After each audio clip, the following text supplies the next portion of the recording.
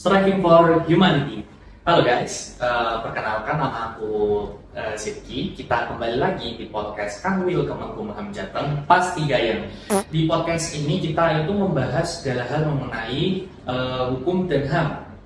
Pada kesempatan topik ini itu mengenai khususnya mengenai pengaduan HAM, apa itu pengaduan HAM dan juga bagaimana itu caranya mengadukan apabila ada sekiranya apabila ada pelanggaran HAM.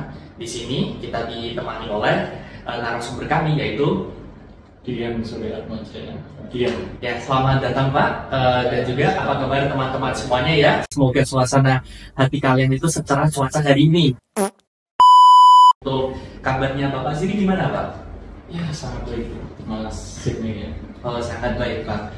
Untuk kabarnya itu kenapa baik itu apakah ada alasan khusus Pak atau karena sehat saja Pak? Ada alasan khusus, salah satunya diundang untuk mengisi di acara podcast pada kesempatan kali ini. Wah, oke. Baik, berarti emang podcastnya ditunggu ya Pak? Ya. Podcastnya dalam setelah undangan itu ditunggu, oke. Ya, jadi langsung saja memasuki ke apa? Ke frequently asked question mengenai apa? Mengenai mungkin pengaduan HAM itu sendiri ya. Cuman kalau pengaduan HAM itu pasti kan juga apa? Juga mencangkup pelanggaran HAM kan. Pasti untuk kalau misalnya ada yang suatu untuk diadu pasti ada alasannya kenapa. Dan untuk biasanya untuk kayak pengaduan HAM itu biasanya kalau misal ada HAM yang dilanggar, betul ya Pak? Oke, jadi sebelum mengetahui apa itu pengaduan HAM atau terkait dengan pelanggaran hak asasi manusia, kita wajib tahu nih apa itu definisi dari hak asasi manusia gitu.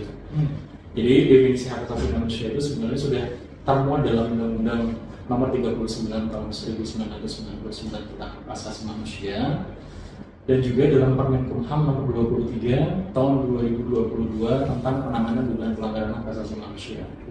Terutama dalam pasal 1 angka 1 disebutkan hak asasi manusia yang selanjutnya disingkat HAM itu merupakan seperangkat hak yang melekat pada hakikat keberadaan kita sebagai manusia, ini sebagai makhluk dari Tuhan Yang Maha Esa, dan merupakan anugerah yang wajib dihormati, dijunjung tinggi, dilindungi oleh negara, hukum, pemerintah, dan setiap orang demi kehormatan serta pelindungan hak dan martabat manusia.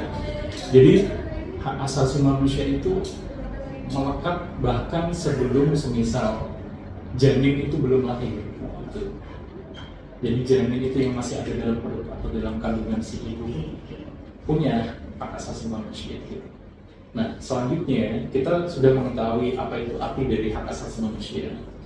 Terus kemudian disebutkanlah, jadi terkait dengan pelanggaran hak asasi manusia itu sama, baik di Undang-Undang Hak Asasi Manusia maupun di Permenkumham 23 tentang penanganan dugaan pelanggaran hak asasi manusia, terutama kalau untuk yang di Undang-Undang 39 tahun 99 pasal 1 angka 6, kalau di Permenkumham sendiri pasal 1 angka 2 misalnya. Jadi disebutkan pelanggaran hak asasi manusia adalah setiap perbuatan seseorang atau kelompok, yakni yang termasuk aparat negara, baik disengaja maupun tidak disengaja, atau kelalaian yang secara melawan hukum, mengurangi, menghalangi, membatasi, dan atau mencabut hak asasi manusia seseorang atau kelompok orang yang dijamin oleh undang-undang dan tidak mendapatkan atau dikhawatirkan tidak akan memperoleh penyelesaian hukum yang adil dan benar berdasarkan mekanisme hukum yang berlaku. Jadi kita kan sudah mengerti ini arti dari hak asasi manusia itu sendiri, terus pelanggaran hak asasi manusia. Nah, dari situ setidaknya kan kita sudah punya gambaran. Kalau semisal saya melihat sendiri, saya mengalami hak asasi manusia, atau mungkin tetangga, atau mungkin orang-orang di sekitar yang mengalami hak asasi manusia, bisa nggak nih melapor dalam hal ini ke untuk melapornya sendiri itu ke mana mungkin untuk masyarakat belum tahu ya. Untuk melaporkannya itu apakah ke polisi mungkin yang pertama muncul di kepala mungkin lapor mungkin ke yang paling rendah dulu lah, mungkin ke ketua RT, ketua RW apabila emang itu masih cangkupan di apa ya, di RT RW gitu ya. Berarti kalau semisal ini sebagai gambaran ya terkait dengan dugaan pelanggaran hak asasi manusia dalam lingkup rumah tangga, semisal kekerasan dalam rumah tangga, kekerasan dalam rumah tangga yang dilakukan oleh seorang suami, karena dominasi yang melakukan kekerasan itu adalah suami, dan istri sebagai korban bisa dilaporkan melalui RT. Tapi di sini kan masih belum masuk dalam pos kita nih. Ini di sini kita menyebutkan hak asasi manusia, pelanggaran hak asasi manusia, penanganan terkait dengan pelanggaran hak asasi manusia, penyampaian pengaduan. Dan di sini ada pos pengaduan hak asasi manusia. Pos inilah yang nanti dijadikan wadah atau bentuk dari eksistensi pemerintah, eksistensi pemerintah dalam terkait dengan penanganan dugaan pelanggaran hak asasi manusia. Nah, menyambung dari tadi mengenai apabila ada kekerasan dalam rumah tangga, ada kekerasan dalam rumah tangga, dan itu pasti keluarga juga pasti sih. Apabila seorang tetangga itu mendengar adanya mungkin adanya kejadian KDRT itu karena mungkin melibatkan banyaknya teriak, pukul-pukulan semacamnya, itu jadi saya harus tanya Pak, siapa saja yang dapat mengadukan pelanggaran HAM ini Pak? Nah, oke. Di sini kita terkait dengan subjek atau orang yang menjadi pelapor atau pengadu. Di dalam Permenkumham nomor 23 tahun 2022 disebutkan bahwa terutama dalam pasal 1 angka 6 sebetulnya pelapor atau pengadu adalah korban, keluarga korban, pihak yang diberi kuasa, kelompok orang atau instansi lembaga yang menyampaikan pengaduan dugaan pelanggaran hak asasi manusia. Berarti sini ada kita kelompokkan menjadi 5 ya gitu. Jadi juga apakah dia itu sebagai korban atau keluarga korban atau pihak yang diberi kuasa gitu atau merupakan dari kelompok orang gitu. Terkadang kita menyampaikan terkait dengan adanya dugaan kekerasan dalam rumah tangga yang dilakukan oleh tetangga kita yang merupakan si suami pelaku kepala keluarga terhadap istri maupun anak-anaknya, itu bisa langsung disampaikan ke pos pengaduan HAM. Tapi perlu diingat ya bahwa harus didasari dengan data diri dari si pelapor. Ada juga dilampirkan data dukung yang menguatkan bahwa ini benar nih terkait adanya juga pelanggaran hak asasi manusia.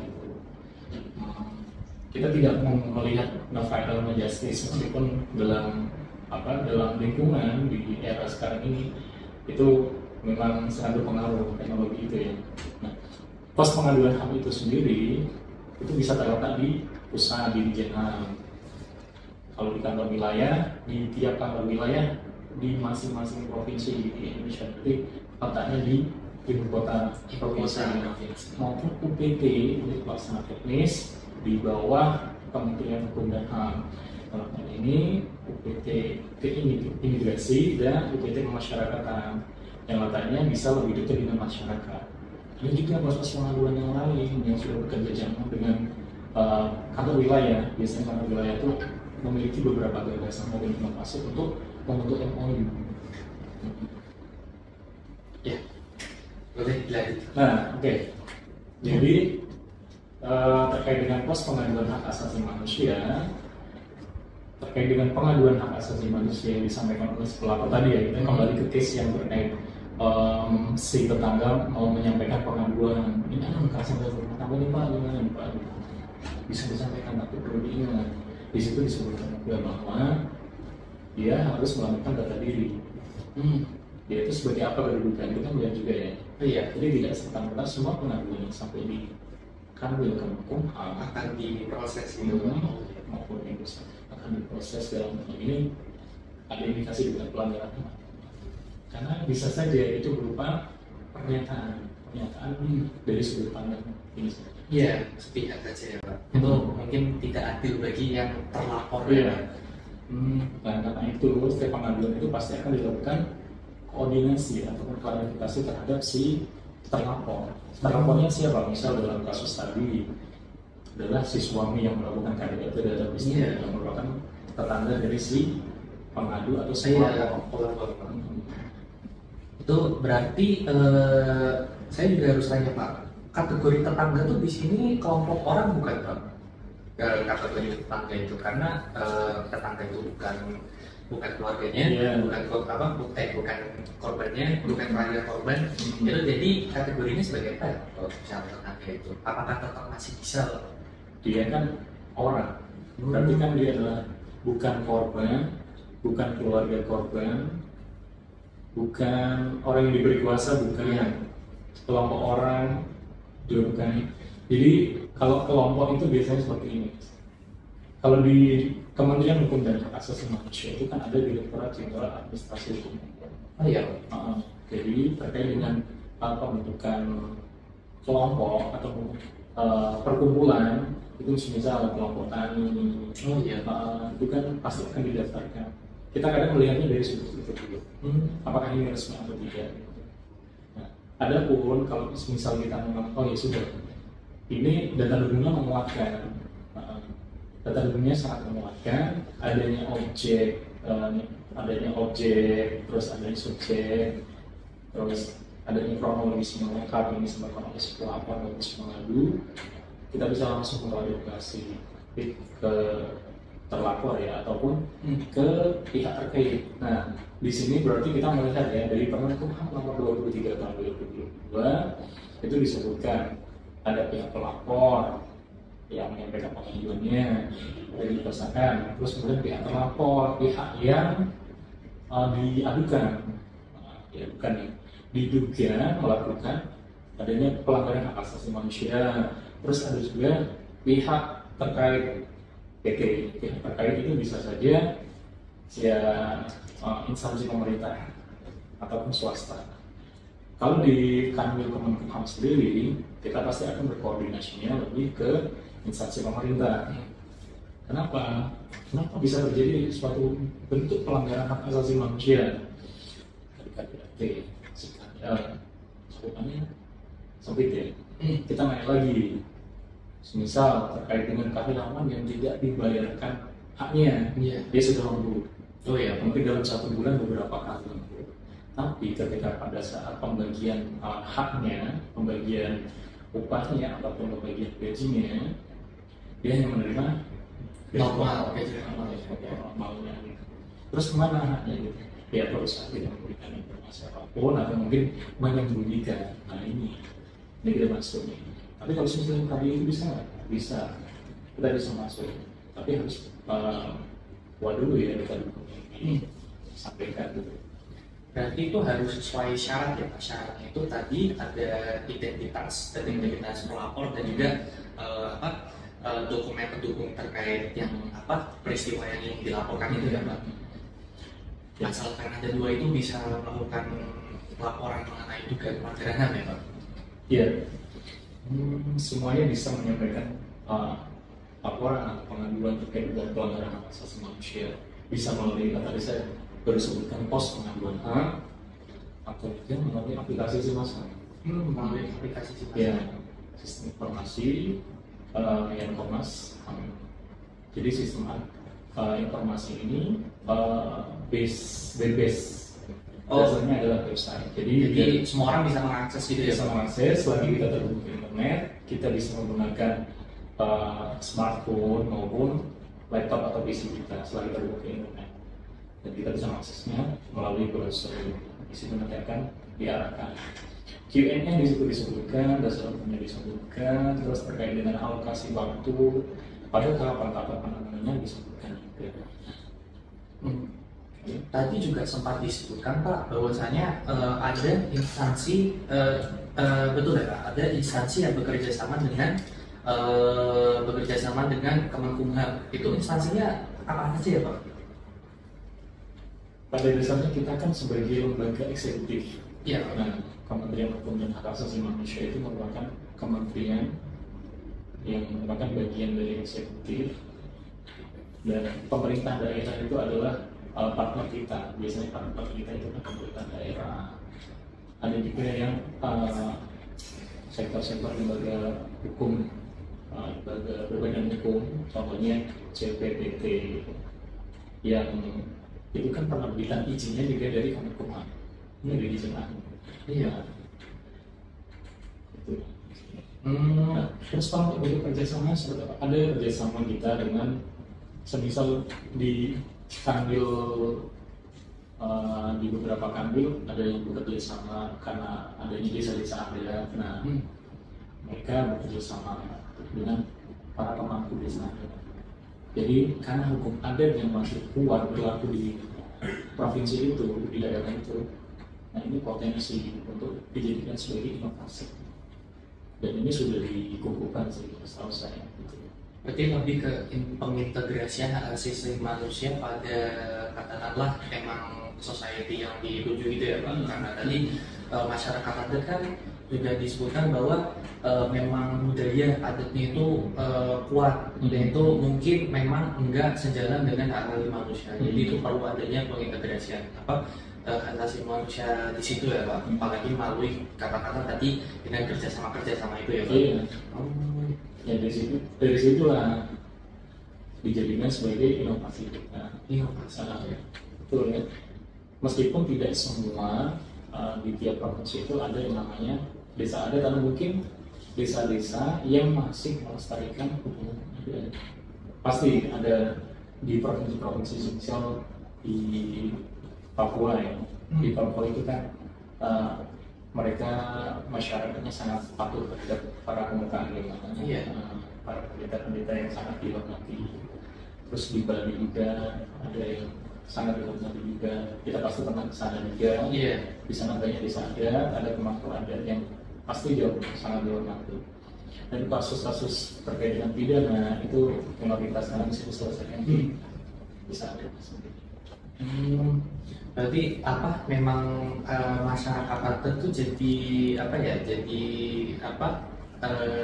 Salah satu fokus ya Pak? Merupakan salah satu bagian dari apa ya, target kita. Selain adanya bisa penyandang disabilitas, terus lansia juga, terus masyarakat pada umumnya. Dan juga saya dengar juga itu ya perempuan ya Pak. Jadi sebagai apa yang jadi katakanlah target masyarakat ya Pak. Jadi makanya itu jadi salah satu fokus ya Pak. Oke. Kalau di sini kan kita tidak kalau di hak itu kan ada hak yang terkait dengan hak perempuan. Hak perempuan itu memang dipisah. Bisa. Benar tadi dibilang. Karena perempuan dan anaknya kan masuk dalam kelompok rentan. Yang tadi sebutkan ya. Bahwa rentan di antaranya kan perempuan, anak, lansia dan penyandang disabilitas. Ini yang menjadi apa, salah satu prioritas. Karena di setiap bentuk pelayanan pemerintahan pasti ada tempat prioritas.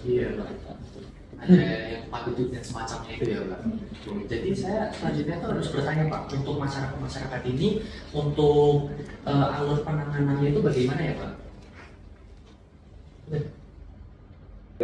Ya Pak, untuk alurnya sendiri itu bagaimana ya Pak? Ya, untuk alur penanganan pengaduan ini langsung saya sebutkan saja ya. Jadi alur pengaduan itu pengaduan masuk dari pelapor atau pengadu, kemudian petugas pos pengaduan itu menerima pengaduan dari si pelapor atau pengadu. Petugas pos itu fungsinya tidak menganalisis, tapi petugas menerima, terus menginput, terus memeriksa terlebih dahulu, terus kemudian menginput ke aplikasi, terus kemudian menginformasikan kepada si pengadu atau pelapor apabila ada informasi selanjutnya hasil dari tindak lanjut terkait dengan pengaduannya. Baru kemudian dilanjutkan pemeriksaan berkas. Nah, pemeriksaan berkas ini membutuhkan waktu selama 5 hari kerja. Ada juga tahapan selanjutnya itu adalah identifikasi kewenangan. Di sini disebutkan apakah izin HAM atau mengambil Kemenkumham itu berwenang atau tidak terhadap pengaduan yang disampaikan. Maka disampaikan informasi pada si pelapor. Yang sebelumnya apabila pemeriksaan berkas selama 5 hari kerja itu sudah dianggap lengkap, maka akan naik eskalasi ke identifikasi kewenangan. Tapi apabila data hitung atau dokumen itu kurang, maka akan dibuatlah surat informasi pada si pelapor pengadu agar mengangkat berkas selama 10 hari kerja. Dan apabila selama 10 hari itu tidak dipenuhi, maka pengaduan dianggap dicabut. Oke. Terus kemudian tindak lanjut setelah identifikasi ada tindak lanjut dari Kanwil Kemenkumham Jateng nih dalam hal ini ya. Itu membutuhkan waktu selama 60 hari kerja.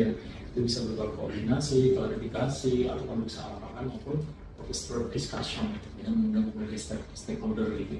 Nah, lanjut ke selanjutnya itu kita akan mengeluarkan produk yang namanya surat rekomendasi. Rekomendasi dari kantor Kemenkumham itu untuk pemerintah daerah misalnya di tingkat provinsi maksimal. Namun apabila tidak ditindaklanjuti juga oleh pemerintah daerah di tingkat provinsi maksimal, eskalasi sampai ke Direktorat Jenderal untuk disampaikan rekomendasi ke kementerian lembaga terkait. Nah, apabila tidak juga ditindaklanjuti maka akan direkomendasikan ke Presiden Republik Indonesia. Terus kemudian bagaimana ya kalau semisal masa menyampaikan pengaduan, apakah di sana itu dipungut biaya atau tidak? Enggak sama sekali, di sana gratis, ya, tidak ada biaya sama sekali. Terus bagaimana kalau semisal penyampaian pengaduan, apakah saya harus bolak-balik ke pos pengaduan? Bisa menyampaikan ke aplikasi Silinda atau melalui chatbot helpdesk-nya Kanwil Kemenkumham, apabila lewat Kanwil, atau bisa juga lewat helpdesk-nya di Ijen-Ham, apabila lewat Ijen-Ham. Terus bisa pengaduan itu sudah saya sampaikan di chat? Bisa banget di chat. Seperti yang saya sebutkan, apabila kelemahan administrasinya itu kurang selama 10 hari kerja tidak dilakukan oleh si pelapor atau pengadu, maka dia akan dicabut otomatis. Terus kemudian apabila memang ingin mencabut secara kesadaran dari sampaikan saja melalui email maupun ke pos pengaduan itu sendiri. Baik, untuk itu saja pertanyaannya. Terima kasih pada perhatian dan juga jangan lupa untuk stay tune, like dan subscribe. Terima kasih. Dah.